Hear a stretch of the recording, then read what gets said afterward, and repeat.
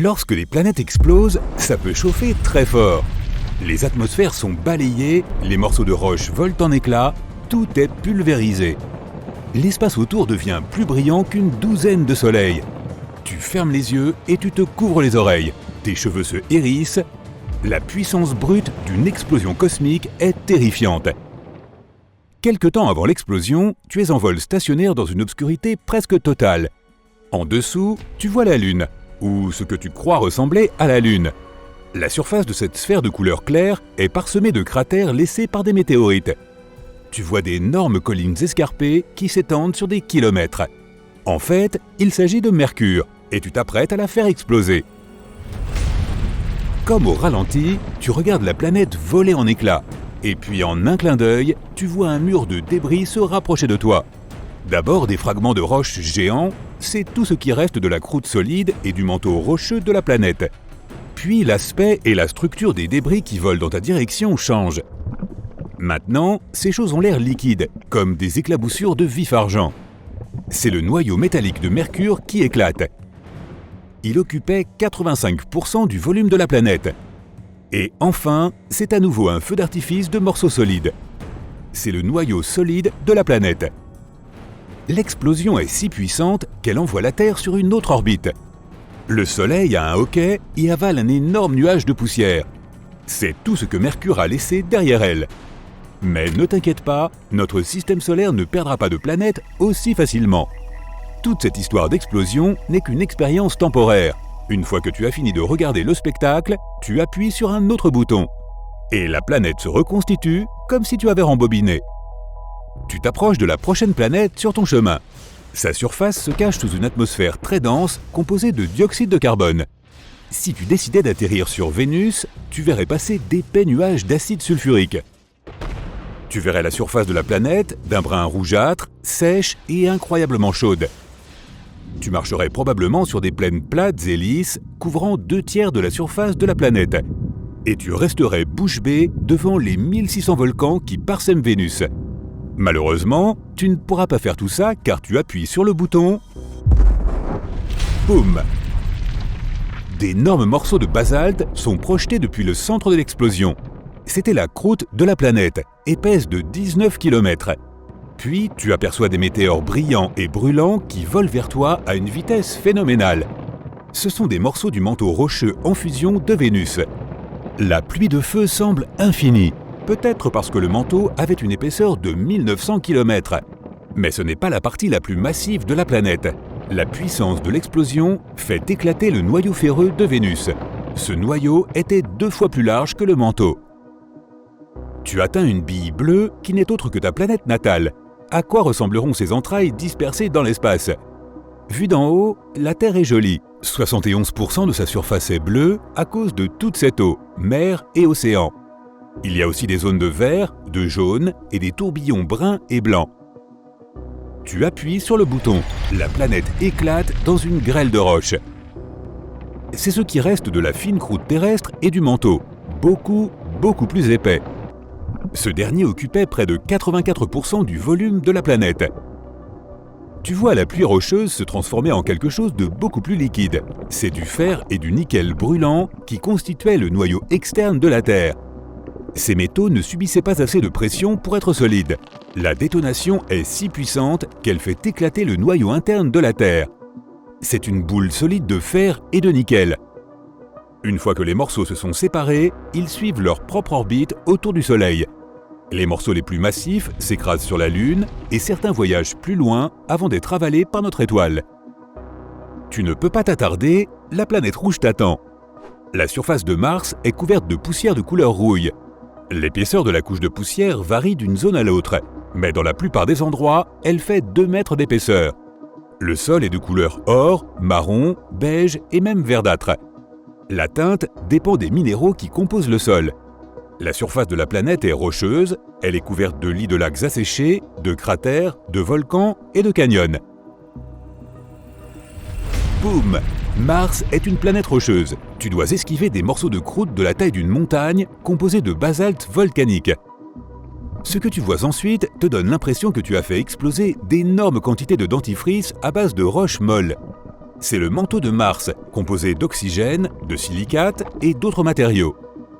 Et puis les morceaux volants redeviennent solides. Ah, c'est autour du noyau de la planète. Il était solide, composé principalement de fer, de nickel et de soufre. Des milliards de fragments de toute taille, de quelques mètres à plusieurs milliers de kilomètres de diamètre, sont projetés dans toutes les directions. Mais seuls quelques-uns ont suffisamment d'élan pour quitter le système solaire. L'événement entier modifie légèrement l'orbite de la Terre et la température sur notre planète augmente de 10 degrés Celsius. Tu laisses les planètes rocheuses derrière toi et tu te rapproches de la première géante gazeuse sur ton chemin, Jupiter. D'épais nuages bruns, jaunes, rouges et blancs cachent sa surface. Ils donnent à la planète un aspect coloré et joliment rayé. Tu appuies sur le bouton. Cette fois, le spectacle est différent. Au lieu de morceaux de croûte solide, tu vois des jets de gaz qui accélèrent depuis le centre de la planète. C'est ce qui composait l'atmosphère de Jupiter, faite d'hydrogène et d'hélium gazeux. En un rien de temps, la matière qui s'échappe dans l'espace devient liquide. C'est l'hydrogène qui change de forme sous l'immense pression atmosphérique qui règne au plus proche du centre de la planète. Un peu plus tard, le liquide est déjà un mélange d'hydrogène métallique et d'hélium. Et enfin, quelque chose de solide. C'était probablement le noyau de Jupiter, 14 à 18 fois la masse de la Terre. Le diamètre de la géante gazeuse était d'environ 145 000 km. Mais l'explosion ne dure pas plus d'une demi-seconde. Elle est cependant si forte qu'elle fait s'évaporer les planètes plus petites comme Mars et la Terre. Le Soleil reste à peu près intact. Il devient plus chaud et plutôt instable pendant un moment. Mais cela ne dure pas longtemps. La prochaine géante gazeuse sur ton chemin est Saturne. À première vue, on dirait que la planète a une surface. La sphère brun-jaune, apparemment solide, est entourée de couches de nuages. Les anneaux caractéristiques de Saturne sont impressionnants et colorés, gris, beige et brun. Ce sont en fait des groupes de petits anneaux composés de morceaux flottants de glace, de roches et de poussière. Ces morceaux vont de la taille d'un caillou à celle d'un énorme gratte-ciel. En orbite autour de Saturne, ils ne cessent d'entrer en collision et les plus gros morceaux se brisent. Tu es surpris de voir que les anneaux ne sont pas parfaitement ronds. Ils présentent des courbures causées par la force gravitationnelle des lunes voisines. 53 d'entre elles ont été répertoriées à ce jour. Titan, un monde glacé plus grand que notre Lune et même que Mercure, est la plus grande d'entre elles. Ce que tu vois ressemble étrangement à ce qui s'est passé lorsque tu as fait exploser Jupiter. Il n'y a qu'une seule différence. Les anneaux de Saturne se brisent, envoyant des roches et de la glace voler dans l'espace à une vitesse incroyable. Les plus gros morceaux s'écrasent sur les lunes de la planète, détruisant totalement les plus petites d'entre elles. Tu vois des courants de gaz, principalement de l'hydrogène et de l'hélium, avec un peu de méthane, d'ammoniac et d'eau. Ils s'éloignent à une vitesse vertigineuse de l'endroit où se trouvait le centre de la planète. Ensuite, des éclaboussures de matière liquide, c'est de l'hydrogène liquide qui devient ensuite métallique. Et enfin, les morceaux du noyau solide constitués de matériaux rocheux. Tu as maintenant devant toi la magnifique sphère bleu-vert de la géante glacée Uranus. La planète prend cette teinte inhabituelle lorsque la lumière du Soleil se reflète sur sa surface. De plus, l'atmosphère d'Uranus est principalement composée d'hydrogène et d'hélium, avec des traces de méthane gazeux qui absorbent la lumière rouge. Quoi qu'il en soit, badaboum! Cette fois, ce sont d'abord d'énormes blocs de glace qui se précipitent dans ta direction. Ils constituent la partie du manteau glacé de la planète qui représentait 80% de son volume total. Mais pourquoi cette glace a-t-elle l'air liquide? Sur Uranus, le liquide gelé n'est pas solide comme sur Terre. La glace est un fluide chaud et dense composé d'eau, de glace d'ammoniac et de méthane. On l'appelle souvent l'océan au ammoniac. Après l'étrange pluie de glace, tu vois des morceaux solides du noyau rocheux de la planète. Il était petit, pas plus de la moitié de la masse de la Terre. Certaines des lunes d'Uranus sont pulvérisées dans l'explosion, et plusieurs sont même éjectées hors du système solaire. L'explosion déplace aussi légèrement l'orbite de Neptune. Et enfin, c'est au tour de la dernière planète sur ton chemin.